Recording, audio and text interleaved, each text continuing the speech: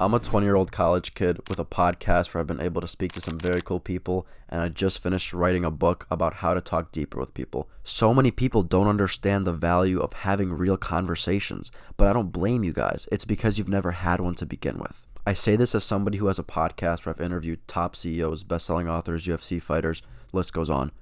Me being able to have these insightful conversations makes me optimistic and want to have more.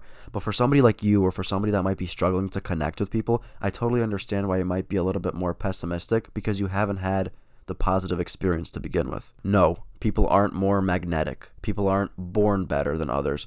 It is through the small skills that people iterate that they are able to have these conversations that have serious value. The number one thing that I've learned in conversation is your ability to have curiosity will dictate the results of your conversations.